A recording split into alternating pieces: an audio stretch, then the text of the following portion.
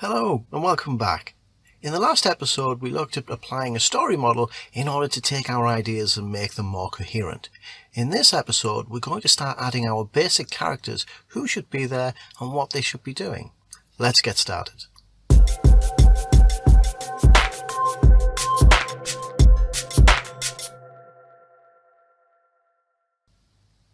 Okay, so we're here in the writing studio. We'll just remind ourselves of our notes. So we're writing a story of a ghost train. We know that it's an old steam train, old Victorian, and it's about a man who is about to, his wife's going to vanish, and he's going to be on a quest to try and find her.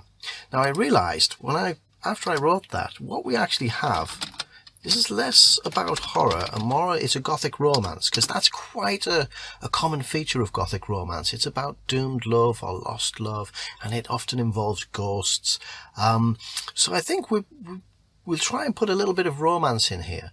And what I realized was there was something missing. If we go back and look in our 8-point arc, we had this, a trigger. The hero has to discover a method to chase the ghost train.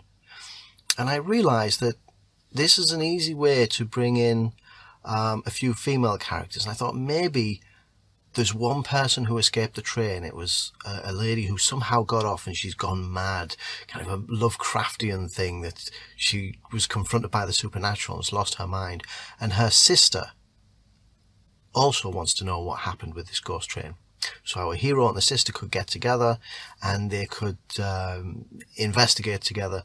And that leads to something really interesting, because if our hero is searching for his wife, by the time he gets to that point of finding his wife, he may have already fallen in love with somebody else, which really makes him question why he's doing it. So that was a strong idea. So I'm going to write this in. So we're going to have, so let's say the trigger. A woman has fallen from the train and escaped. She has gone mad, let's just say. She's gone mad.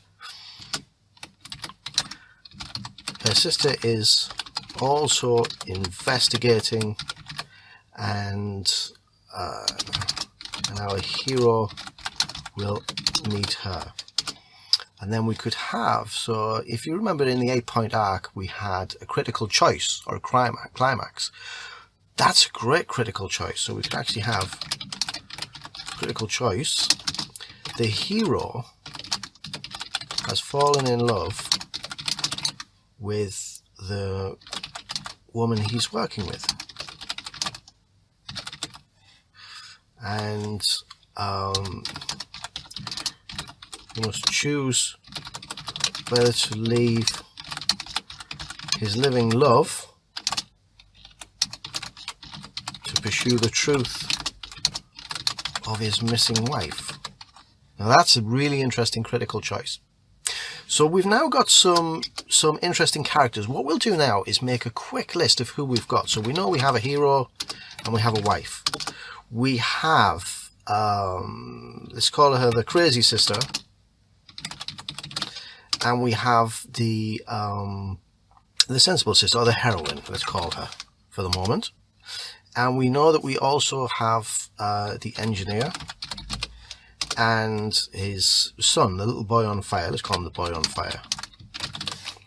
I'll put these together a little bit so we can see them easily. And the next thing I'm going to do is just give them some basic names. So it could be, these names might change. We might switch them around very, very quickly. And I normally just look around to see what I've got. I don't spend time coming up with names. Now, what you can't see is up here I have a signed photograph of Robert Englund, who played Freddy Krueger. So I'm going to call him Roberts. Robert Krueger. I'll probably change that.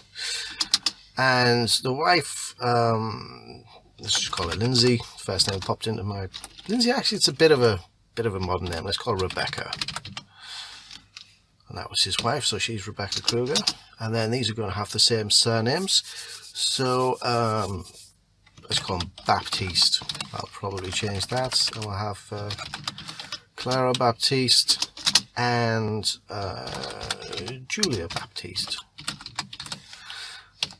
I might change those as well. The engineer, you know, the great Victorian engineer Isambard Kingdom Brunel, which I think is the greatest name ever, but I like that name, Isambard. Maybe we should make that his surname. William John W.J. Isambard. There we go. That's a cool name for a train designer. And the boy on fire was his little son Henry. Henry William. Today, I can't type. Henry William Isambard. Right, okay. I think Kruger is very much the wrong name.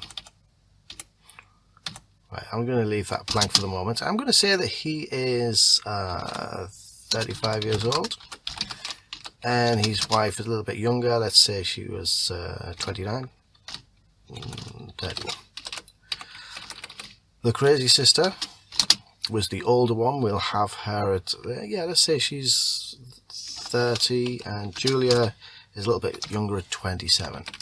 And our engineer was 52 years old, and his son was 6, 7, let's have, yeah, 6.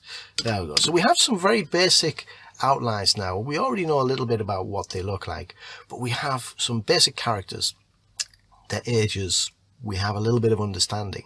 Now we could go back and start putting those into the story, but the first thing I want to talk about is characterization versus true character. Now what this is quite often characters change when they're under pressure, and we'll talk a lot about this. It's called showing rather than telling. So we say you show, don't tell. But what we need to do is create situations that will actually show who these people are. Now, one of my favorite ways to show this with students is to look at the film trailer for the film First Blood, the old Sylvester Stallone film. Now, in First Blood, Stallone played a character who was back from fighting in Vietnam. He was a vagrant, he was a drifter. He was characterized by being this kind of one of life's losers. But when he was stopped and arrested by police and put under pressure, it brought out his true character, which is Rambo, the unstoppable survivalist, the unstoppable super soldier. That's his true character. But it only came out when he was put under real pressure by the police. So let's take a look at the trailer.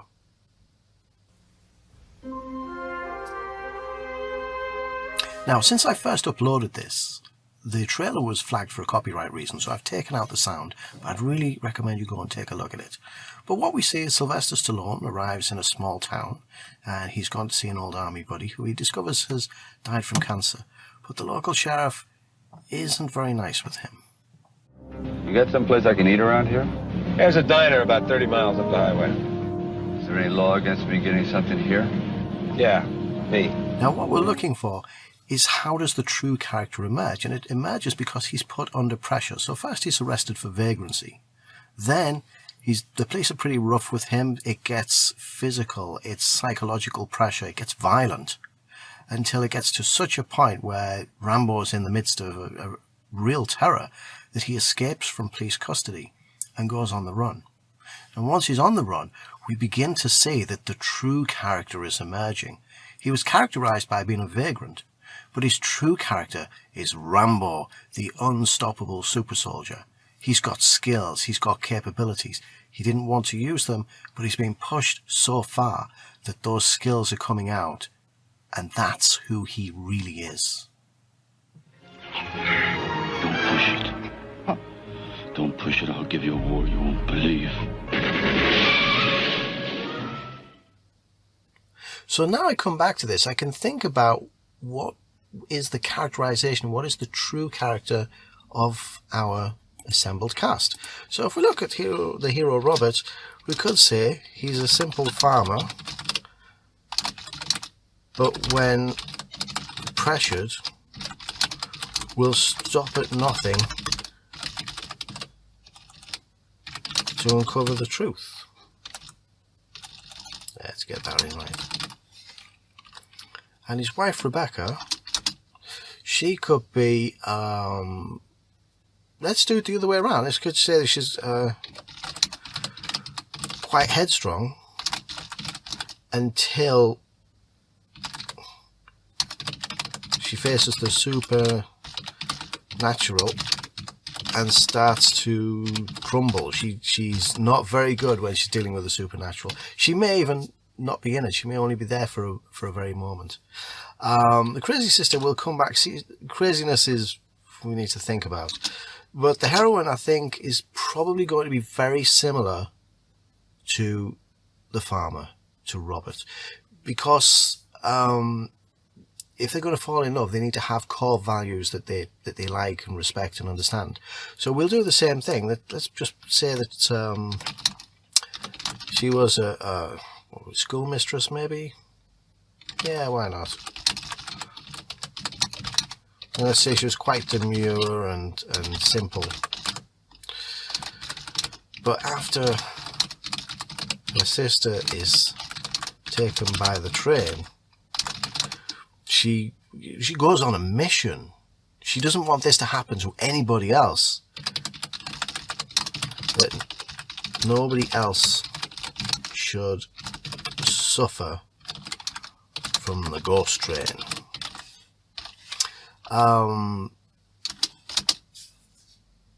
We'll leave those for a moment. We'll leave those extras, but you get the idea of what we're doing here. We're actually putting characterization versus true character. What are they really going to be like? And I thought a little bit, just to develop the story, if I go up, let's have a look at our 8-point arc. So, we'll bring this one up. So we can see the stasis, the prologue, the wife disappears. And then the hero is despondent after his wife has vanished on a ghost train. And I was thinking, how do we show that? How do we show that he's despondent? And I think what I would like to do, let's just put this one in. The stasis, Robert is despondent. He is meeting with mediums and clairvoyance. I can't even spell. I don't even know how to spell clairvoyance. No, not like that. Mediums and clairvoyance to contact her, but he can often find they are frauds. I'll put this, he does not expose them. Now that could be interesting. So he goes out to see a medium and he realizes it's a fraud and he exposes it like there in the room. And then the medium's saying, please, this is my livelihood. Don't destroy me. And he says, look, I'm just looking for my wife. I didn't come here to ruin things for you. I'm just really, really want to know what happened. And maybe through that conversation, he's put in touch and say, oh, do you know there was this girl who apparently was on the ghost train? She fell off and went mad. And I know her sister is kind of interested. So that's a way to put them together. So let's just put that in as a note. Robert speaks with a medium and through the lens of the sisters. So now you can see we're also developing the story a little bit more. I'm going to leave it there for the moment. Go away and think about it. But when we come back next time, I'll go a little bit deeper into characters and we'll look at what motivates and what drives people. Until then, keep working on your notes and we'll see you real soon.